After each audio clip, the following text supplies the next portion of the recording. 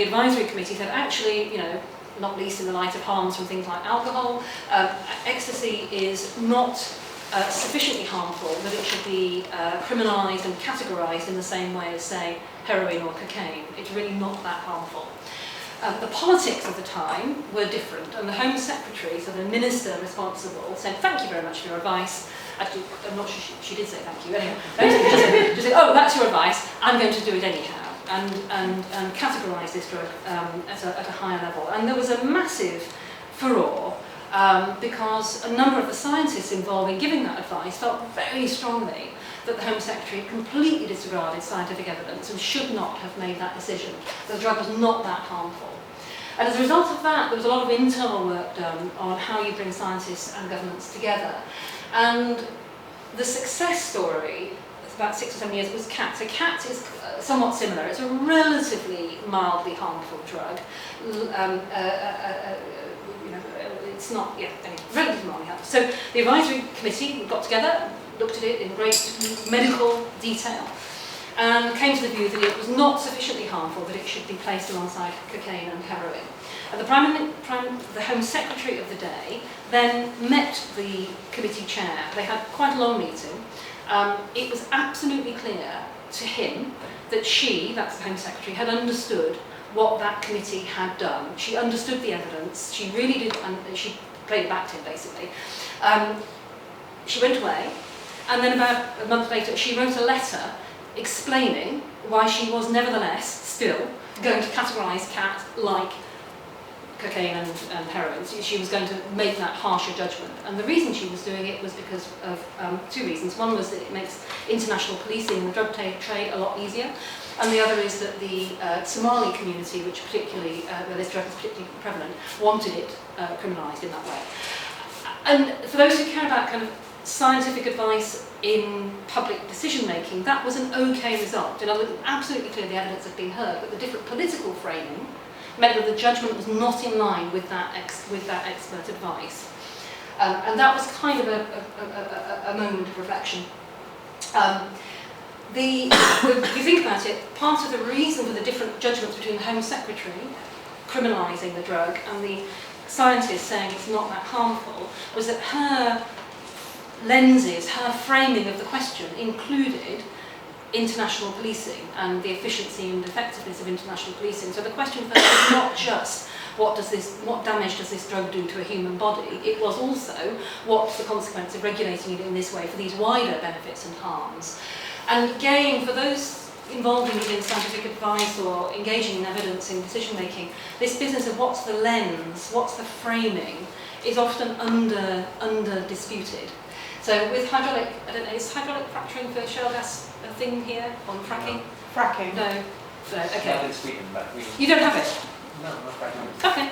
All right. Well, anyhow, it's deeply controversial in the UK and France and the US. So basically, high-powered water with chemicals in it going underground, pushing up gas, and it causes earth tremors, as does any form of mining.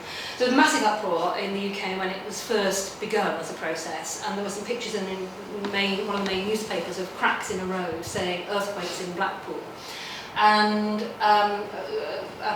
but basically it's a debate where a number of different lenses get intermingled, and this is true of many other debates. So some people care most about the technical risks. If you do this process, which involves kind of drilling boreholes and pushing water through and pushing the gas back up again, if you do that process, you get tremors and there's risk of all sorts of gas. So there's technical risks, if you like. The fact that it means that more hydrocarbons will be accessible and therefore used, ultimately, if you allow this process to happen, means that there are implications for global energy prices and for overall carbon impacts. And in the UK, this is really part of the core of it, just doing this in the places where this gas happens to be, which are often, in the UK at least, they're in quite residential or areas that are not used to having mining or industrial activity. So there's a concern about that. Now, although they're the same issue connects them, if you think about it, the solutions to those are quite different. Overall carbon impacts might be affected by fracking, but really that argument cannot be long or lost by proving that it can be done safely. And part of the challenge here is that the debates can get hooked on the lightning rod. So in other words, scientists can behave, and publics behave, as if the scientific evidence about one of those lenses determine the outcome, when really the people they're debating it with care about other lenses. So genetic engineering of crops is a classic, in the sense you cannot prove that genetically modified crops are safe, and indeed because you can't prove that anything is safe. To put a lot of effort into refining estimates of what's safe along that dimension, when what's really at stake is discussions about globalisation, the industrialisation of the countryside, who owns the land, and other cultural factors. It's a mismatch of energy, and it's very easy one to fall into, at least if you're a natural physical scientist. So finally, and these are really British concerns, but I hope you'll enjoy them. This is a badger on the left. Yeah, they're an animal that is in childhood stories in the UK, and badgers carry tuberculosis, which cows get, and cows that have tuberculosis, bovine tuberculosis, have to be slaughtered, and it's been a massive problem for 10 years, and not for 10 years. It's been a massive problem for 30, and the part of the challenge and part of with it has been that the problem is not the badgers. Yeah, the badgers are what get the attention, the focus. They are the lightning rod. So farmers want to kill badgers. People who love badgers really don't want them to be killed. So the story is about, well, if you kill all the badgers, if you could kill all the badgers, would that mean that you didn't have bovine feed? So it gets very, very heated. Reframing that discussion as a really boring. It's really about risk management and biosecurity in combined domestic and wild animal population management, sort of thing. It's a long sentence and a complex set of systems, and the solution to the problems, particularly the problems of healthy cattle and healthy wildlife, are there in those complex systems. But you tell a minister, what I've just said, and their eyes glaze over, and you certainly can't conduct a public debate on the basis, but you can talk about badgers. And again, it's for those who care about science and evidence in government, this badger effect is difficult, and one you have to work with it and around it. Sort of with it and around it is bees. These are some bees. I hope they're bees. They're a bit like wasps to me, but anyhow, I haven't got any animal experts here. I'll say that they're bees. Bees are also, at least in the UK, very charismatic animals, and a bit like polar bears on the ice floes. They're iconic. Bees are the lightning rod for debates about neonicotinoid pesticides and the consequences of pesticides for pollinators.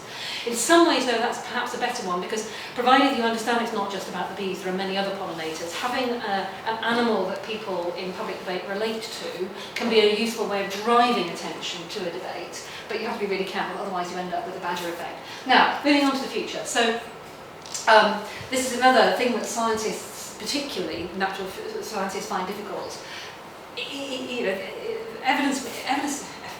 Observational evidence is clearly always about the past. And decisions are always about the future. And somehow, and particularly futures within the title, and I'm going to go on and talk about futures projects, it's a fascinating area, but it kind of ignores the fact that everything is always in the present, learning from the past, looking to the future.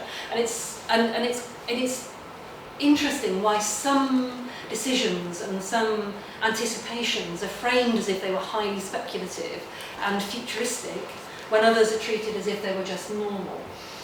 And part of the kind of interrogating that, I think, is around models. So these are all models of one kind or another. The model on the left is the architectural model of St Paul's Cathedral that was the basis for the funding and development of St Paul's Cathedral.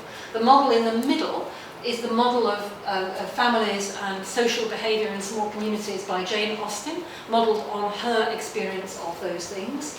That one on the right is an amazing thing in the Science Museum, which basically uses water in pipes to model the flow of finance in an economy from the 1920s or 30s. And then the bottom two are examples of a city and basically wind tunnelling a car, aerodynamic modelling. So digital-based quantified models that are being used for predictive purposes. So in some sense they are all models, and models are used to create the future, like the St Paul's one. They're used to explore it and test it, like some of these ones at the bottom. They're used to understand it, which is what the hydraulic one was used for, and I guess they're used for pleasure partly, and also to imagine and inhabit different alternatives in the Jane Austen. So models are kind of ways of drawing on what we know to create understandings and articulations about the world in order to understand, inform, predict, energise, or whatever it might be about the future. These come together in the kind of more scientific world that I've been talking about in projects like this. So this is a Foresight project run by the Government Chief Scientific Advisor inside the UK, and it's actually from 2004, so it's now quite old.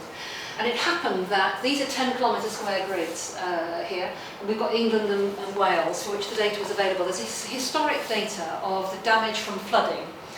And what we did was create a model, actually just a very complicated Excel spreadsheet, for those who like these kind of things, and that took the historic data, played very massive, bold assumptions with demography, with economics, with taking global climate change models, the Hadley Centre models as was, and making assumptions about what those might mean for the UK, and developed scenarios for what flood risk might look like in 2080. Remembering, of course, that it's not a matter of it's not that you can avoid making assumptions about what's going to happen in 2080. Government's always making decisions about education or where to put a road or a house or whatever it might be. But we're always making decisions about what 2080 might be like. We just don't always articulate those. In fact, we frequently don't articulate them because we're worried about doing that because it sounds so hubristic, so bold. So thinking about it a little is better than not thinking about it at all. And in the Foresight project, we did 4 scenarios. I've just shown 2 here. So basically, 2 of 4 scenarios.